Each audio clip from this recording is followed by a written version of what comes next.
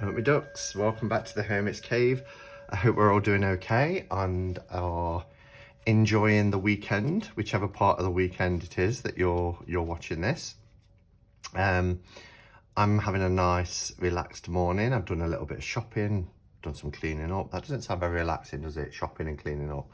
But now for the last hour or so, I've just kind of been chilling out and I'm getting ready for my cup of catch-up cards later this afternoon.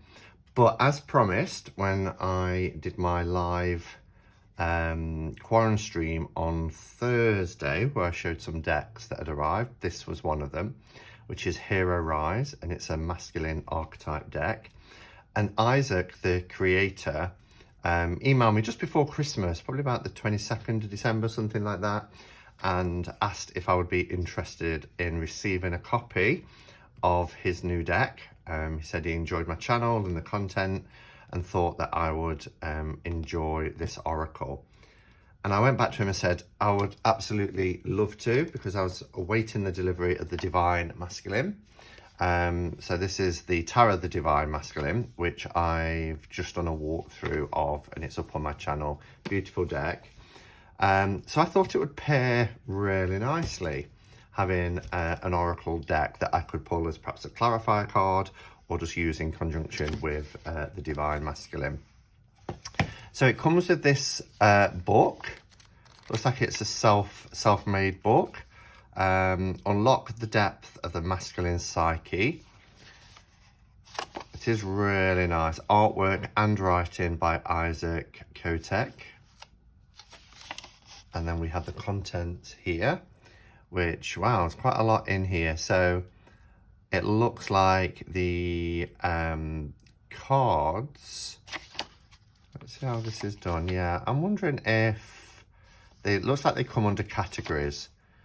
So for instance, under lover, you have artist, romantic, comedian, adventurer, addict, and lost dreamer. The book gives you an introduction to the deck, working with the deck, some spreads. It looks like you get at least 7 spreads. And then the cards, which are grouped into 1, 2, 3, 4, 5, 6 categories. And we have the hero's journey cards here. As we turn over, it says, your vision will become clear only when you can look into your own heart. Who looks outside dreams.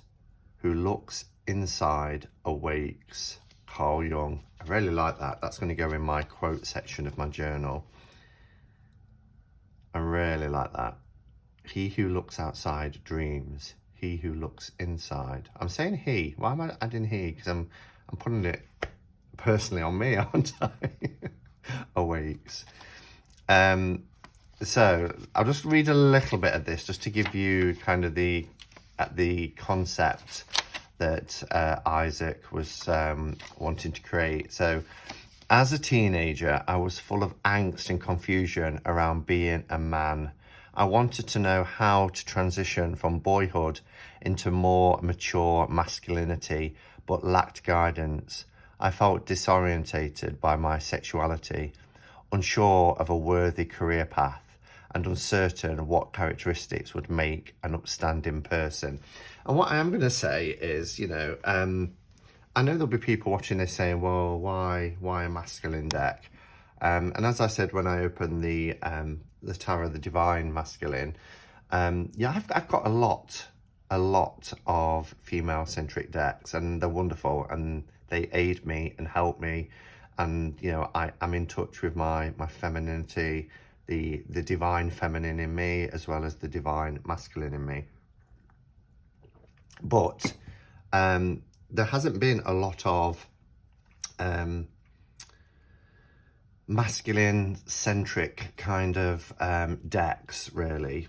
And I do feel that it was an area that was lacking in some way. And very often, particularly with oracle decks, there might be the odd male figure in them, but a lot of the decks, particularly if you think of the Hay House decks, they're very female centric. And I wanted something that was quite male centric as well, just for that balance. And I can relate to this, you know, growing up where I grew up, which was a tough area in a working class family with very, very alpha male role models around me. I didn't really feel that I fitted, you know, and I was being guided to work in factories or, you know, manual labor and all that kind of thing. And I was really confused as a teenager. And I have spoken about that before. I grew up as a Mormon. Wow. This is the first time I'm actually looking at this book. I grew up as a Mormon in the 90s. I was a Mormon through the 90s. I finally left the church in 2001 after my breakdown, and constantly moved around the United States from the Bible Belt to the West Coast. Everywhere I lived, I looked externally for the answers to my nagging question around masculinity. When in the Deep South, it seemed people valued rugged men and hard work. In New Hampshire, I saw an emphasis on intellectual prowess and wit. I felt as fractured around masculinity as I did from moving. I looked to my future as a high schooler. Was a man supposed to be a blue-collar factory worker, an athletic superstar, a sensitive artist, or a rigged businessman? Rigged? I don't quite know a rigged businessman. What choices could make me happy and valued in society? Growing up, I didn't think a single person taught to me about stepping into manhood. I lacked advice from my father, teachers, or religious leaders. Without a map to navigate my transition into manhood, nor a plethora of positive masculine role models, I pushed my masculinity away. I found myself full of anxiety. I became a leather-studded punk that fought against the world. I was combative to my friends and family, and I thought the world was shattered beyond repair. So why even care? I disconnected from my emotions as a survival mechanism. I could have written this. Wow. So I won't read it all, but, you know, a lot of pain in the 20s and 30s, romantic relationships a wreck. I was looking at others for validation, hoping others would fill the void left from disassociating from my masculinity. I felt I had no drive or purpose. Wow. I'll just read the next bit because this kind of takes us to why we've got the deck. Over time, I saw things that had to change. If I wanted to have a fulfilling life, I spent years on personal growth, therapy, and spiritual development, but something was still missing. During a moment of despair, a friend shared a book about archetypes that changed my life. I spent the next few years exploring the works of Carl Jung, Robert Moore, and the mythopoetic movement through Robert Bly. I'm not familiar with Robert Bly. The archetypes gave me a pathway to initiate myself into manhood. Archetypes gave me a model I could use to recognize, develop, and mature my masculinity. It helped bring different aspects of my psyche into view. Being in balance with father, warrior, wizard, lover, and sovereign archetype, I step into fullness. I can now sit in the balanced strength of my masculinity. Wow. So this actually then gave birth to the HeroRise. And this is what we have with us today. Who's the deck for? Anyone who can connect with the masculine archetypes, regardless of biology, gender identity, or sexual orientation. I believe that we all access to a range of masculine expressions. This work is inclusive to everyone, all humans, all people. Absolutely agree. Just the same as, you know, how we can connect with the feminine archetypes. This looks like a really interesting read. I can't wait to actually just sit and read this fully. So here we have our spreads.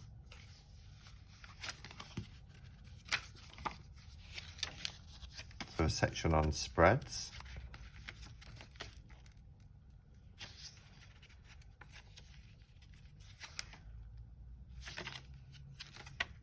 And then we have the cards. So the information we get for the cards, we have the archetype, then we have the keywords, a challenge, and then what to cultivate. And then we get a write-up here, which is about 3 or 4 paragraphs for each card. Some illustrations, but not, and the black and white, but not for every card.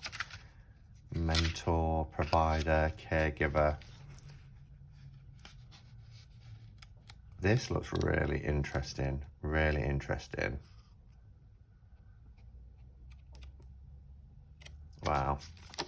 So it is a 70, Joseph Campbell's got quotes on the back, a 76-page guidebook. And it's, yeah, it's well done. I'm really enjoying it, and it's written really well. So I'm looking forward to sitting and having a read of that. So that's the book. And I think it's important to point out as well that this is the pre-released prototype. So the deck is, or was, due for release in January. I will link information below where you can go to Isaac's site and learn more about it. So, you know, this is kind of, I would imagine, a pre-release version. So just bear that in mind as well. So these are the cards. Again, I don't know if this is going to be the box that is the finished box. I like it. I like these kind of boxes. It's very sturdy. It has like a linen finish to it. And I'll just pop that to one side. We'll take the band off. No, and this is an actual unboxing. I've not worked with this deck. I've not looked at the cards. This was the first time I've seen the guidebook. So here we have HeroRise. There's an online guidebook as well by using this QR code. And it says here, this is the pre-launch edition. So archetypes are universal symbols that speak to the subconscious. Yeah, lots of people question about what an archetype is. You know, it's how we express. There's talk about it being in the collective consciousness, but we embody the archetypes. We embody archetypal behavior. You know, a card that let's just see that might comedian. You know, you don't have to be a stand-up comedian to embody the archetype of comedian. You know, we call upon that characteristic, that expression in situations where it's called for, or sometimes where it's not. But you know, mentor, and that's one that's quite important to me, you know, in the work that I do, and also having mentors in my life. So, you know, they're not actual people. They are expressions of our psyche or our personalities. Some people like to call it warrior, you know. We don't have to be Ben-Hur to imbue the archetype of warrior when we need to. So, yeah, so sorry, I digress there. Use this deck as a visual map to explore your psyche. Feel free to post photos of your cards on social media and share with your friends. So from what I understand from this deck, though, there are archetypes and sub-archetypes. I'm not sure if they're in any particular order, because we're starting with 12 here. But I would imagine that, obviously, these are the... Yes, so these are the hero's journey cards. So we have the hero's journey here. We're going in this direction. So we have the status quo. I love that image. The winter woolly socks on in front of an open roaring fire.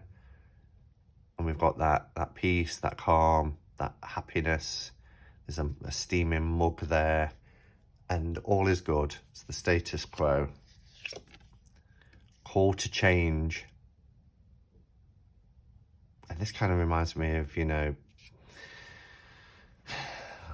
like climate change, you know, when you look out at the world and you see what's happening to it, and we know we have to take a stance, we have to do something. Refusal to change. It's too difficult. It's not my problem. I don't see what you see. I'm not responsible. I don't want to change.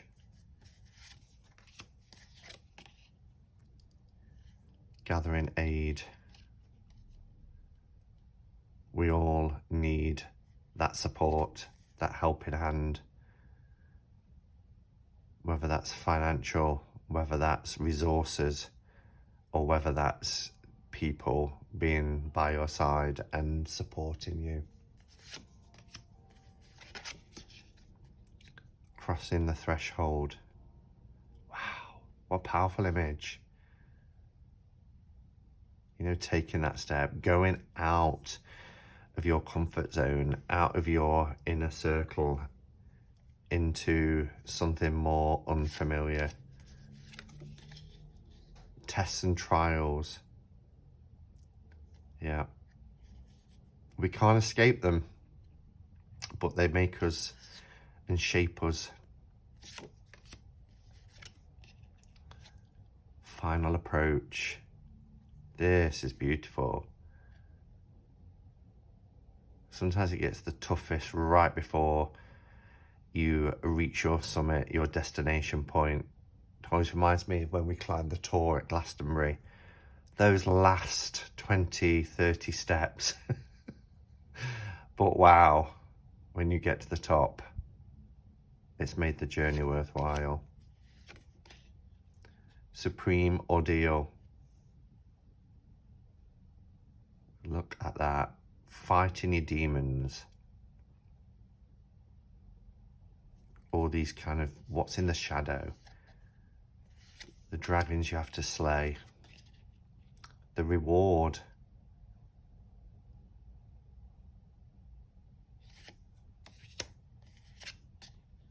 And then returning home.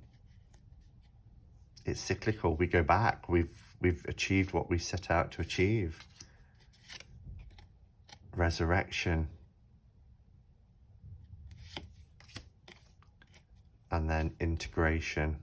I love that.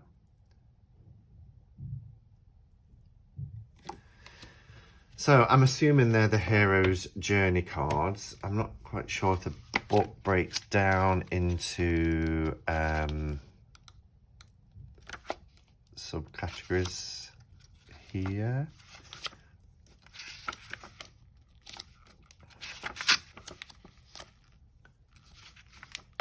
Yes, so the hero's journey card starts with the status quo, so that's really helpful.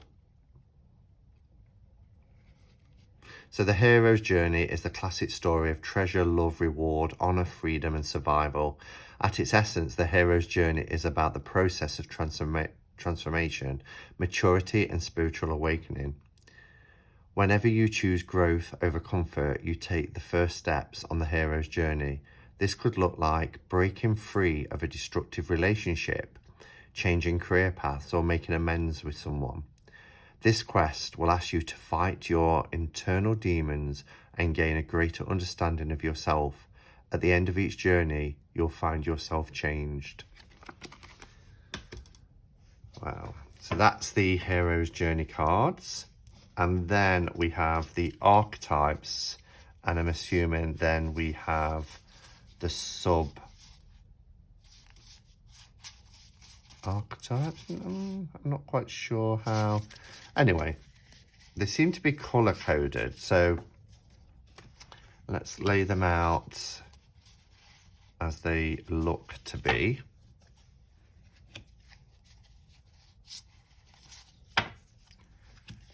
Because remember, we have 5 categories. Let's move the. Okay, so where do we start? Let's start at the very beginning. So part 2 of the cards.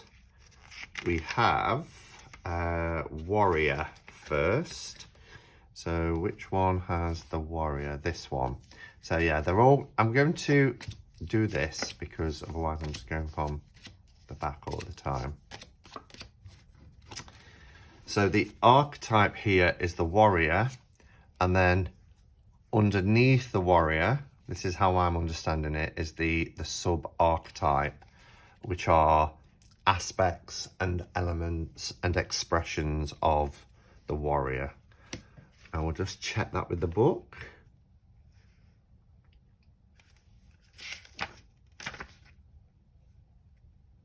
Yes. So the book tells you here we have warrior, and then we have the sub-archetypes.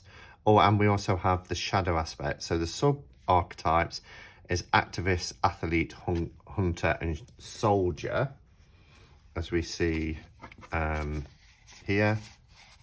Activist, athlete, hunter, soldier. And then the darker colours, this is clever, is the shadow aspects of the warrior, as you can see here, which is aggressor and coward. I like it. So, warrior, activist, athlete, hunter, soldier, and then the shadow aspects is coward and aggressor. So I think these are all going to be the wrong way around, because let's find the one that has wizard, because they're this one. So we'll do it that way. So here we have the archetype of wizard with the sub-archetype of inventor, scribe, seeker, beautiful, teacher, and then the shadow aspects is know-it-all and charlatan. I love that. If you think of the Wizard of Oz, for example, the man behind the curtain, the shadow aspect, brilliant, brilliant.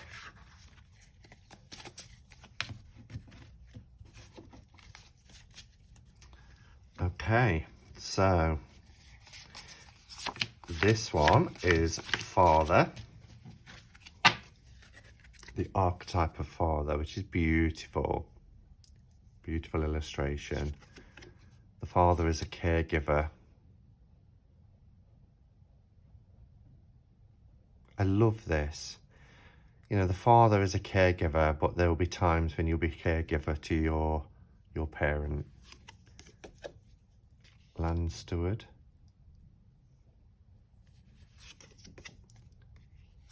Mentor.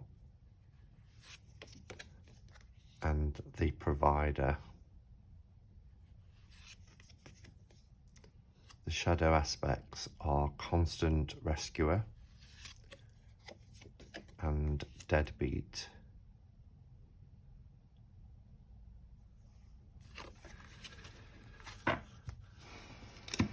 So here we have the lover, the archetype of lover.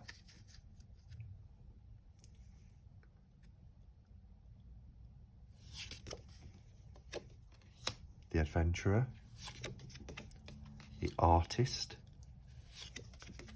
comedian, the romantic,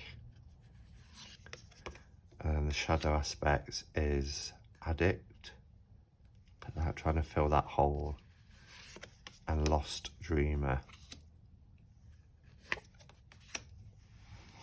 And then our final suit is sovereign. And we have the diplomat, judge,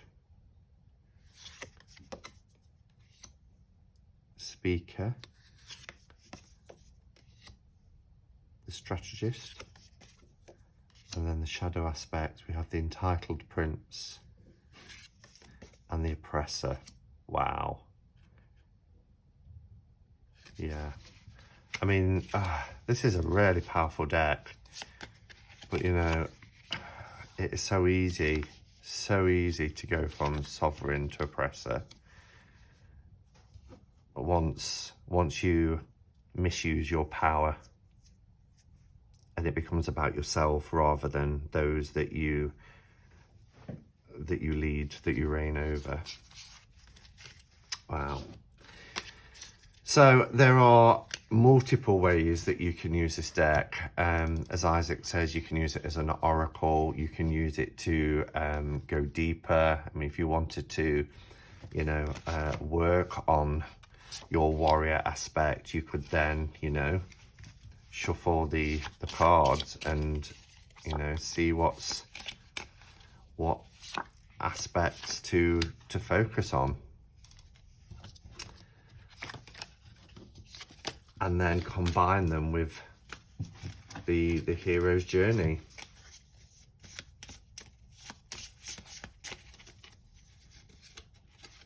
You know, is it around your refusal to change that is stopping you to, you know, find that warrior within you and fight for something? So I think this is a great deck. I'm looking forward to working with it. I want to read this little book from cover to cover. I want to get more of an understanding of Isaac's insights. I was particularly, you know, blown away by his start in life. Lots of similarities there, particularly about how he felt and his Mormon background and everything else. So yeah, I'm intrigued. So thank you for watching. Remember to check out Isaac's shop below if you want to know more about these decks and you want to, you know, do some work around your masculine psyche. Then yeah, check it out. And thank you for watching, everybody. Until next time, go in peace. Namaste and blessed be.